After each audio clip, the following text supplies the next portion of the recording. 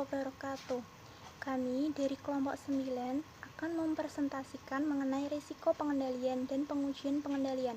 Sebelumnya, perkenalkan kelompok kami yang terdiri dari Muhammad Lutfi Ardi, kemudian saya sendiri Mega Hemamalini Fornia Gangga, dan yang terakhir ada Famelia Monisa. Menuju ke materi, menilai risiko pengendalian. Yang pertama, kita akan membahas definisi menilai risiko pengendalian.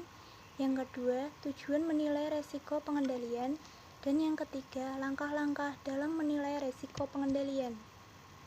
Menuju definisi, menilai risiko pengendalian atau assessing control risk merupakan suatu proses mengevaluasi efektivitas pengendalian intern suatu entitas dalam mencegah atau mendeteksi salah saji yang material dalam laporan keuangan. Tujuan menilai risiko pengendalian adalah untuk membantu auditor dalam membuat pertimbangan mengenai risiko salah saji yang material dalam asersi laporan keuangan. Kemudian kita menuju ke langkah-langkah dalam menilai risiko pengendalian.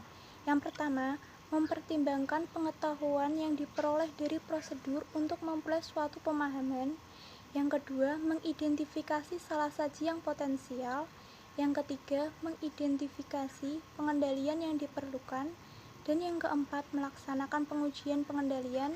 Dan yang terakhir, mengevaluasi bukti dan membuat penilaian. Menilai risiko pengendalian, apakah itu? Yaitu strategi pendekatan substantif utama, dalam kata lain penilaian tingkat risiko pengendalian yang direncanakan pada tingkat maksimum atau tinggi, dan pendekatan tingkat risiko pengendalian yang dinilai lebih rendah, dalam kata lain merencanakan dan melaksanakan pengujian tambahan yang diperlukan untuk memperoleh bukti guna mendukung penilaian tingkat pengendalian yang direncanakan pada tingkat sedang atau rendah. Kemudian, prosedur pengujian pengendalian. Yang pertama, meminta keterangan dari personel entitas yang sesuai. Kemudian yang kedua, menginspeksi dokumen dan laporan. Yang ketiga, mengamati penerapan pengendalian tertentu. Dan yang keempat atau yang terakhir, melakukan pelaksanaan ulang prosedur klien. Selanjutnya akan dijelaskan oleh teman saya Muhammad Lutfi Ardi. Silahkan. Oke, nama saya Muhammad Lutfi Ardi akan melanjutkan apa yang disampaikan oleh teman saya. Kali ini kita masuk ke materi luas pengujian pengendalian. Nah, di dalam luas pengujian pengendalian terdapat beberapa hal, yaitu yang pertama, frekuensi dilakukan pengujian pengendalian oleh suatu entitas selama periode waktu audit, yang di dalamnya auditor dapat mengandalkan efektivitas dari operasi pengendalian. Kemudian yang kedua, tingkat penyimpangan yang diharapkan dari suatu pengujian pengendalian. Yang ketiga, relevansi dan keandalan bukti audit yang diperoleh yang berkaitan dengan operasi pengendalian pada tingkat asersi. Kemudian luasnya bukti audit yang diperoleh dari pengujian atas pengendalian lainnya terhadap suatu asersi. Kemudian strategi yang bisa dilakukan ketika melaksanakan pengujian pengendalian. Nah, sebagai seorang auditor dapat melakukan beberapa strategi, yaitu yang pertama, melakukan penilaian risiko berdasarkan pengendalian pemakai. Nah, sebagai seorang klien biasanya mereka mungkin merancang suatu prosedur manual untuk menguji kelengkapan dan keakuratan data transaksi yang diproses melalui komputer. Sebagai contoh, individu dalam suatu departemen pemakai membandingkan output yang dihasilkan oleh suatu proses komputer dengan dokumen sumber yang berkaitan dengan transaksi tersebut. Kemudian strategi yang kedua, merencanakan penilaian risiko yang rendah berdasarkan pengendalian aplikasi. Nah, untuk melakukan strategi ini ada beberapa hal yang harus dilakukan oleh seorang auditor. Yang pertama, menguji pengendalian aplikasi komputer, kemudian menguji pengendalian umum komputer, dan yang ketiga, menguji tindak lanjut manual. Kemudian strategi yang ketiga, merencanakan suatu penilaian risiko yang tinggi berdasarkan pengendalian umum dan tindak lanjut manual. Kemudian melakukan pemantauan yang berkelanjutan terhadap sistem OLRT atau sistem real time online.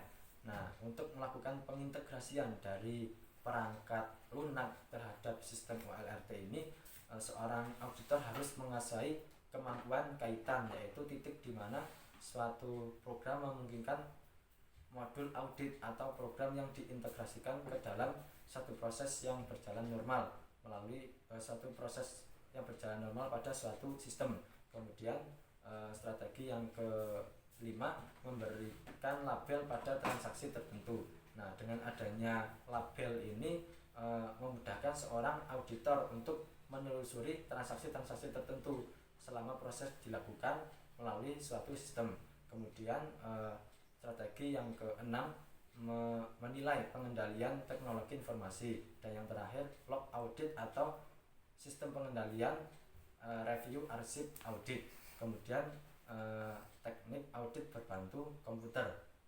Nah, penggunaan teknik audit berbantu komputer ini merupakan penggunaan komputer secara langsung dalam proses pengujian pengendalian. Nah, teknik ini sangat penting karena dilakukan untuk program tertentu, yaitu melalui simulasi paralel, pengujian data melalui simulasi paralel, data pengujian, dan fasilitas terintegrasi. Kemudian yang terakhir, faktor-faktor yang mempengaruhi tingkat keyakinan terhadap pengujian pengendalian, yaitu yang pertama jenis bukti, sumber bukti, yaitu dari mana auditor mendapatkan bukti tersebut. Kemudian yang ketiga, ketepatan waktu bukti, kapan auditor mendapatkan bukti tersebut, karena berkaitan dengan periode audit yang diterapkan. Kemudian yang terakhir, adanya keberadaan bukti lain yang mendukung terhadap bukti tersebut. Sekian dari saya, akan dilanjutkan oleh teman saya. Terima kasih. Perkenalkan, nama saya Famelia Monisa. Saya akan melanjutkan presentasi yang telah disampaikan oleh teman-teman saya sebelumnya. Langsung saja kita masuk ke materi, ke pengendalian kepatuhan. Jadi, dalam menguji kepatuhan terhadap pengendalian intern, seorang auditor akan melakukan dua macam pengendalian. Yang pertama, pengujian terhadap adanya kepatuhan terhadap struktur pengendalian intern, dan yang kedua, pengujian tingkat kepatuhan terhadap struktur pengendalian intern. Jadi, auditor ini akan melihat ada apa tidak dan bagaimana tingkatan yang telah terjadi dalam entitas tersebut. Nah, dalam proses pengendalian ini, seorang auditor ini bisa meminta bantuan kepada auditor internal untuk menjalankan tugas-tugasnya. Nah, mereka bisa saling berkoordinasi langsung, dan auditor internal juga bisa memberikan bantuan langsung kepada audit. Nah, setelah itu dalam pengendalian intern ini juga seorang auditor juga memiliki pertimbangan tambahan, yaitu ada 5 pertimbangan tambahan. Yang pertama, proses menilai resiko pengendalian untuk asersi saldo akun yang dipengaruhi oleh suatu kelas transaksi tunggal. Nah, untuk transaksi tunggal ini biasanya kasus ini kebanyakan terjadi di laporan keuangan di laba rugi. Nah, langsung lanjut yang kedua, menilai resiko pengendalian untuk suatu asersi saldo akun yang dipengaruhi oleh suatu kelas transaksi ganda. Nah, biasanya untuk kelas ini merupakan kelas transaksi yang menurunkan saldo akun berhubungan dengan asersi berlawanan yang dipengaruhinya. Nah, biasanya terdapat pada saldo-saldo akunnya. Nah, yang ketiga, mengkombinasikan penilaian resiko pengendalian yang berbeda. Jadi, agar auditor dapat menimbang secara signifikan dari setiap penilaian, guna mencapai suatu kombinasi yang baik, harus mengkombinasikan beberapa penilaian resiko pengendalian yang berbeda sehingga mencapai suatu hasil yang konservatif. Nah, lanjut yang keempat, mendokumentasikan penilaian tingkat resiko pengendalian. Nah, dokumentasi ini sangat penting karena itu terkait dengan bukti-bukti audit. Nah, ada dua syarat dalam mendokumentasikan penilaian tingkat resiko pengendalian ini. Yang pertama, apabila risiko pengendalian dinilai pada tingkat maksimum. Nah, hanya pada kesimpulan bahwa mereka memiliki nilai maksimum, maka hal ini perlu didokumentasikan untuk sebagai bukti bahwa mereka sudah melaksanakan pengendalian yang baik. Nah, yang kedua, risiko pengendalian dinilai pada tingkat di bawah maksimum. Jadi, apabila dia dinilai pada tingkat di bawah maksimum, maka hal ini semakin perlu untuk didokumentasikan karena menambah bukti-bukti yang harus lagi ditambahkan dalam proses audit tersebut. Nah, terus yang kelima, mengkomunikasikan masalah pengendalian intern. Jadi, kenapa harus dikomunikasikan? Untuk mengidentifikasi atau melapor pada komite audit dengan otoritas dan tanggung jawab yang sama. Jadi, kondisi ini berhubungan dengan pengendalian intern suatu entitas yang diamati selama auditnya. Apakah mereka berlangsung dengan baik, apakah mereka berlangsung sesuai strukturnya, dan itu harus dilaporkan kepada komite audit sebagai dasar laporan. Nah, ada pula persyaratan auditor dalam mengkomunikasikan masalah struktur pengendalian intern ini. Pertama, apabila ada masalah-masalah yang menarik perhatian auditor dalam pertimbangannya.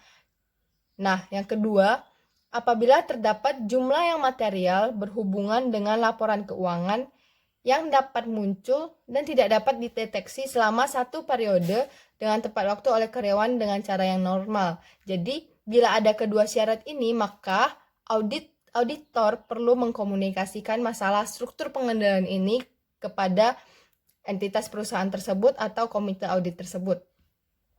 Baik, sekian presentasi dari kami. Apabila ada salah kata, kami mohon maaf, dan apabila ada kata-kata yang kurang jelas, mohon maaf pula. Teman-teman bisa sambil menyimak presentasi PowerPoint kami juga. Dan sekian dari saya dan teman-teman kelompok 9. Terima kasih. Stay at home.